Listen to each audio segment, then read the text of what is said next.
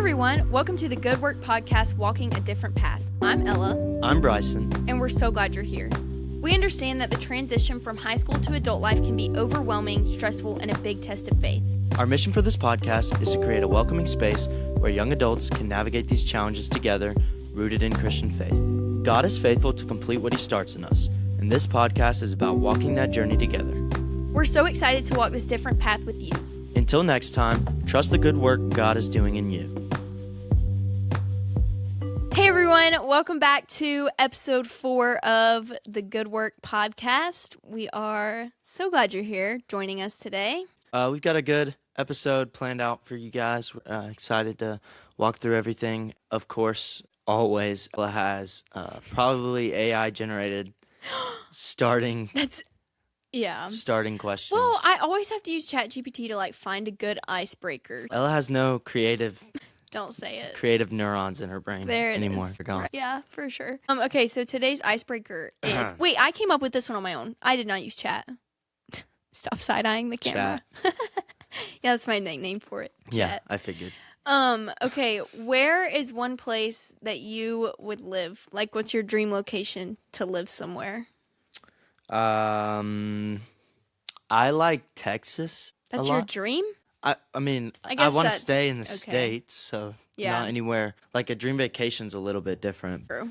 I would want to stay in America. I feel like Texas, for one, like this is gonna sound stupid, but Texas is like the cheapest Oh, really? in terms of like new housing. And It's where stuff. all the Christians are. New construction. Well, yeah, I mean that too. Chip and Joanna Gaines, Jonathan Pokluda. Yeah. Where would you live? Montana. In a cottage. In a We were cottage up talking- north. We were talking about our dream house before, and Bryson was like, "You can't explain what your dream house looks like, but literally Cottage. Cottage. That's all you need. I don't even know where I want to live or what I want to I live in. could see you in a very modern house." Yeah, probably. I mean, I don't really know. Like, I don't care where I'm living, to be honest. I mean, Really? as long as it's Okay. okay. Yeah. And I mean, I would I'm not definitely gonna live off Montana. the land or anything. Yeah. Like, Like some people. I'm not gonna go to the grocery store ever. I'm gonna grow everything. You're gonna have to make coffee and all your vegetables and fruits, Yep. and you're gonna need cows I'm okay with and that. bacon. Homesteading. and chicken. That's a terrible idea. It's not a terrible And idea. you'll never see anybody. That's my only con, really. I think it's a cool idea, but you'll never see anybody that you like. That's not what homesteading is. Going to the grocery store is experience. Right. It is. I see so many people at Walmart every day Really? because I go every day, Do you go to Walmart every day? pretty much. Right. That's like the number one thing to do in Seneca. I wish that we had a Trader Joe's here. I've never been to Trader Joe's. Really? I've not. Speaking of not ever knowing anybody and not having friends Wow. while homesteading. Good transition. I know. Today we're talking about friendships and why Christian friendships are important and all things along those lines. So, why are Christian friends important? So, for me, I always look at it as, and I feel like I say this a lot, but like what you put in is what you put out. So, the people you hang out with probably have the biggest impact on how you act. True. And what's going through your mind at all times. If you're surrounding yourself with people that maybe not even necessarily Christian, but just people that are doing things they're not supposed to, saying things they shouldn't, just saying things you don't want to be taking in, that can completely rearrange the way you go about thinking all the time. And like you honestly start to get numb to like people cussing all the time. Yeah. And like I used to be that way. I used to do that all the time, like every other word. And I was like a sophomore in high school. Same. You just I sound went like through that phase. You sound like an idiot. Yeah. Not to be rude, but when you just say it all the time or do things all the time that are wrong, they start to appear less and less wrong to you, and then you just start to lose that conviction that we know we're supposed to have. Yeah. I think along those lines, it's like, look at your top 5 friends, and that's who you are as if you a person. put them all together. Yeah. Yeah. I always I guess. I always try and disagree with that. Really? But it's definitely true. No, I always think about it and I'm like, there's no way. I don't like to think of myself as just a combination of the top 5 people that Yeah. I'm talking Well, to at the like, time. I'll even notice, and this is like a small thing, but like if I hang out with my friend Kate all day, then like I notice I'll start like kind of picking up her gestures or like, you know what I mean? Like kind of acting like she would. You start to pick up gestures from your friends, Yeah. right? And so when you hang out with the same people all the time, like your top 5 friends is who you're going to become, or not become, but like, if you're hanging out with 5 non-believers, then you're going to start thinking the way they do, acting the way they do. But if you surround yourself with 5 believer friends who are constantly pouring into you and, encouraging you and lifting you up and calling you out and calling you higher, like that's who you'll become, Yeah. And I feel like it's more the actions because like we know plenty of people probably that aren't necessarily Christian and they don't believe, but they don't do anything wrong just because that's how they were raised or they have some other reason for why they act the way they do. Yeah. And obviously, like their actions aren't going to pour over to you because they're not doing anything wrong, but the posture of their heart and why they're doing those things isn't the same as what we should have. Like Yes.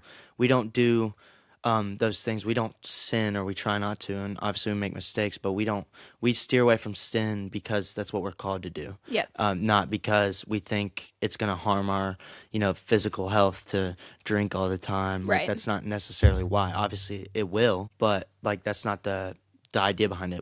We don't do it because we're told that it's wrong. Yeah. That's a good lead into the next question, which is it okay to have non-believer friends? Yeah. I always look I mean I definitely have friends that don't believe. But I always try and keep my inner circle like consistent in terms of what we believe and the way we act and whatnot. And Yeah. I definitely like obviously in high school and college, which is what most of our viewers are too. Like you're gonna be around people and spend time with people, and you don't have any control over the people you're spending time with. You could be Yeah. put in class with anybody, you can be in clubs with anybody, all that kind of stuff, and you don't have a control of who you're hanging out with necessarily until you're. I mean, when you're adult, you can pick and choose, right? Yeah. But I feel like there's nothing wrong with associating with people that aren't believers. That's actually like that's a great thing because Yeah. it gives you opportunity to show them the warmth of Christ and Yeah. spread what you believe. Like obviously in moderation because you don't want to. That's one thing I picked up on. Is like you don't want to just go around all the time Yeah. because it kind of turns people away. But just showing them warmth can open up those conversations and just being patient when you're around people that don't believe and waiting for those windows. Yeah. I think it's really important to be around and spend time near people or with people that don't believe, but Yeah. they shouldn't be the people you rely on the most because you can't expect good advice for you as a Christian from someone that's not a Christian. Yeah, that's kind of what I was going to say too. Is like it's okay to have non-believer friends, but I think you need to have non-believer friends with the intention of I'm going to share Christ with them because it's like how much do you have to truly hate someone to not want them to experience heaven one day? And I think that comes with have non-believer friends, and if they are your friend, then you want to see them in heaven one day, and like why would you not share the gospel with them? And so have non-believer friends with the intention of I'm going to share Christ with them, not just because I think it also is like bad company does corrupt good character. It says that in 1 Corinthians. And like if the non-believer friends that you have are leading you down paths of like corruption and like corrupting you and stuff, then like they're probably not friends that are good to have around. Because they just don't want the same things as you do. And that's, there's nothing wrong with their character. We're all human, but they just they haven't been exposed to the level of thinking that you have when you're a Christian as to like why you do what you do and what you're doing it for. Yeah. So the next question is, how do you be friends? Like, how can you be friends with non-believers? What does that look like? Well, I kind of touched on this a second ago, but showing warmth is the biggest thing. I think that the best way to appeal to people is just being kind to them and like showing like some I've been learning because I have like a this is kind of dumb, but I have a smart like TikTok Right. app. Like it's like learning stuff, Uh-huh. and I did a course on social dynamics, like Right. psychology, with other people, and showing showing warmth is more important than coming across as reliable. And like that's the biggest thing. That's the thing you want to prioritize because that's what people rely on most when making a decision on who to put their trust in and who to rely on. And when it comes to people coming with like with needs for advice, with questions, with complaints, anything like that, showing warmth is more important than just knowing how to fix the problem stone cold, because it doesn't show as much empathy. And people like anybody, we care about when people care for us. Yeah. That's important. And showing that you care about people, whether you know them for years or whether they're a complete stranger. I think that's probably the most important thing when coming to a non-believer Yeah. and being friends with them, is just making sure that you exemplify Christ in yeah. the best way possible. Yeah, I think it's important, like, you don't need to treat them differently, like, view them as, well, this one's my non-believer friend, but, like, as you share Christ with them, let it come naturally. Like, invite them to coffee, take them, like, ask them to go on a walk with you, those kind of things, and just, like, be intentional to get to know them and get to know them, like, on their level, and, like, just love them well, like love them sincerely. And I heard this quote one time, and it was, be perfectly natural and intensely spiritual. So like love them naturally and let faith come up in a natural way that's just like in conversation. And I think that that's the way that it's gonna turn into I want some of this for them, instead of like a intense conversation about how you're going to hell. You know what I mean? Yeah, that's definitely not one you want to spring on people. Yeah. And I think something else is in order to interact or be friends with people that aren't believers, I think it's really important. Not a lot of people do this, and if they do, maybe like flip your intentions a little bit. But making sure you have time of like solitude, whether it's like reading your Bible in a place that's quiet, where you're by yourself, or praying, Yeah. or just sitting in complete silence and just letting you think to yourself, kind of like a quiet meditation, not necessarily a prayer. Doing those things with the intent of preparing, Yeah. to go out in the world where you're going to come in contact with non-believers is really important. Every time you go out, every time you're talking to people that don't believe, like you're fighting the war for God, and spiritual warfare is a very real thing. I completely agree with the fact that you have to have your relationship with God like good and experience or like prioritize solitude with him and be intentional to get into the word, because you can't expect your believer friends to just be pouring into you all the time. Like you also have to pour into your believer friends, but you can't do that unless you're being poured into, and like taking the time to intentionally sit down and experience solitude with God and do all those kind of things. So that brings us to our next question, which is, how do you strengthen friendships with your believer friends? So I think, and like we already talked about, being natural as best as you can, waiting for people to come with you, or come to you with like advice seeking, and I mean that's kind of obvious. Nobody likes, like, if you're just sitting around doing your own thing, you feel good about what you're doing, and someone comes up and starts telling you that you need to change something about yourself. You're kind of just like, I was minding my own business. Like, Sure. I didn't ask you for the help. And obviously, like, we try and take criticism in the best way possible. Yeah. That's something that's really hard for a lot of people. Like, I struggle taking criticism when it's just out of the blue. It's so But hard. it's a lot easier to take criticism from a believer, from a like, no matter it is what you're doing, or who it's coming from. It's a lot easier to take criticism when you're asking for advice. Right. Because that shows that you have kind of opened up. You want to be vulnerable to what people have to say. I do think it's important too, though, to be okay with criticism. Yeah. And like, sorry, I won't interrupt you. Okay. Well, I mean, yeah. Like I said, it's really hard to be okay with all kinds of criticism. Yeah. Because sometimes, like, you just don't see what's coming, and you're like, it's harmful. Sure. To look in and see something that you couldn't see on your own, but someone else is pointing out to you. Yeah. But I think it always makes it easier when you're struggling with something to come to someone for advice. And I think knowing that about ourselves as a human Yeah. is important when we're the ones trying to give advice. Is just be patient and wait for people to come to you, because that shows, like I said, they're vulnerable. They're asking you for your help. They want you to be empathetic about it. They feel something's wrong. They just don't know exactly what it is. Then step in. Bring belief to the table if they're not a believer. Tell them how God helps you with the same struggles or something similar. And like strength, when it comes to strengthening Christian friends, like a lot more times they're gonna come to you with help or talk to you about stuff. I think the biggest thing I do is just trying to have constant conversations with my friends about what we're reading, Yes.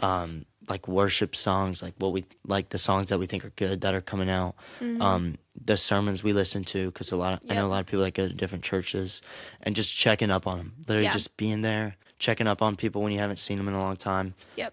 It means a lot, and like it can just open the door for a lot of conversations. Yeah, so one way that I would say that is a good way to strengthen your Christian relationships is ask them questions like you said, like I wouldn't say constantly, but like I have this friend and we were just having like a very casual conversation about like our days and just like other things that you talk to your friend about. And then out of nowhere, they were just kind of like, "Hey, what's your quiet time look like right now? Like what is God teaching you?"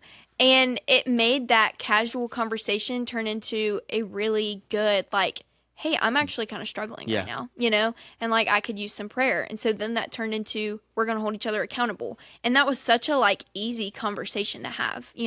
And so I would say like being quick to listen and slow to speak is so important. Like ask questions and genuinely be curious about your friends and like what their relationship with God is looking like, how they're learning more, because that can also like that will strengthen you in ways like iron sharpens iron, right? And so just like be asking questions, be holding your friends accountable, and like ask them about their quiet time, what God is teaching them, and those can lead to like really good conversations. Yeah, and those can be like sometimes moving and transitioning a conversation with somebody that maybe you're not as close with, or you haven't had these conversations before, or even like someone that you trust a lot. Coming to them and telling them and asking them for help, or asking them how they are about something that you like, it's a little bit uncomfortable to talk about. Like say you're doing something and you feel a lot of conviction for it, but you just keep going back to it over and over again. And you just don't want to talk to your friends about it because you're afraid that you'll feel guilt and shame, and they'll pass that on to you. But what I think is important is to just practice having those conversations and start with the easy stuff that you're not as, I guess, like guarded about. And just starting with those like small uncomfortable conversations gets you more and more comfortable with that kind of like just bringing that stuff up. And then eventually you work your way up until like you just feel comfortable having those conversations with your friends. And that's at the end of the day, they're your friends.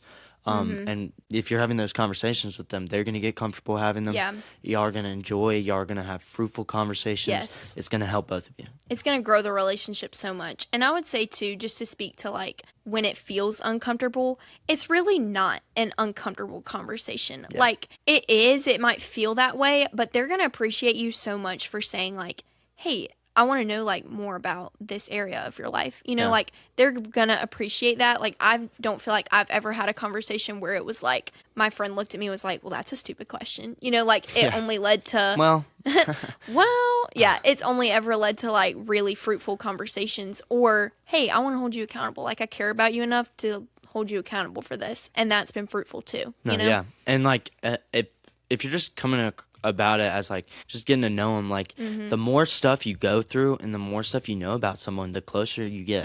It's just how it works. And it's also super beneficial to go to your friends and ask them for help on things that are just like just normal everyday things, and even the big stuff, because like we've all been in that situation when someone comes to you for help.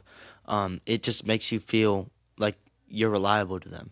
And that improves the relationship even more. So just true. knowing that they trust you. Yes. With stuff like that. Yeah. The only other question that I had was, where do you even find Christian friends? That's a good one. I mean, to be honest, you can find them anywhere. It depends on where you live, right? Yeah. So, here, a lot, Everywhere. yeah, there's a lot of people, Yeah. believe, they go to church and whatnot. What I would say is be patient. It's just like anything, any kind of relationship, you want it to be centered Yep. around, God. Yeah. And then, like, if you're not going to church, go to church. Yeah. You just meet so many people. Yeah. And it's just that time is sacred. That's what it was made for. Is to come together, worship. Everybody worship the same God. Take a message. Yes. And go out for the rest of the week and spread that. Spread what you believe. And it's just a constant milestone. Like every week. I know a lot of people every week you're just pushing to Sunday. Yeah. You're just waiting on Sunday. Yeah. And that's a really big thing if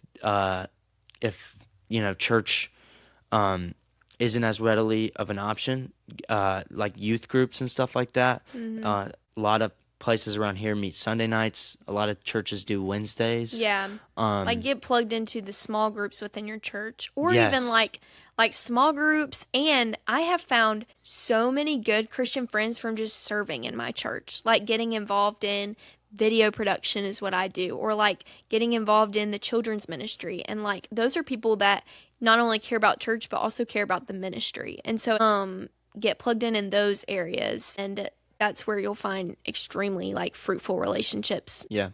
God's not gonna drop somebody off at your on your front porch. You have to go and find them and knock. Yeah. Right. They're out there. Yeah. And as long as you're doing the right things, and most importantly, lean on God. Yeah. Lean on God. Do what He calls you to do. It's going to church. It's putting yourself out there, serving the way you should, Yes. showing warmth the way you should. If you do all those things, lean on God. Pray about it. Yeah. He's got you. Right. There's a time and a place for everything, and eventually, as long as you're patient, you're going to find a community that's going to accept you and that you can go to when you need help. When they need help, they're going to come to you. That's a baseline in the Bible. We need community. Yeah. That's why we have church, but that's also why we have friends, family. Yes. Lean on those people, especially your believer friends. Yeah. That's the biggest thing. I think it's important too that like I know I struggled with friendships for a long time and just not feeling like I could find any good Christian friends, and like that's when I started praying so much, like God help me, like show me where these people are, show me like what I'm doing wrong, point out something that's wrong in me, and like maybe that's why I'm not finding, you know what I mean? Like start praying more intentionally for believer friends to come along, and I think that will like help a lot too, obviously. Yeah, and don't be indirect. I mean, just ask. Like, Yeah. God knows everything that's going on in your mind. Yeah. Ask Him for what you want. Tell Him Yeah. what you're feeling. Just pray all those things. He's not gonna turn away from you if you just speak your mind. He knows everything that's going on. He's an all-knowing God. And just pray for the things that you really want to see happen in your life. So. Yep. Is that everything? Is that all your questions? Yeah, that's all my questions. Yeah. So, keep all this in mind when you're going about making new friends and how to treat the ones you already have. I mean, True. This is important stuff. Yep. Well, thanks for tuning in. We will see everyone next week on the Good Work Podcast.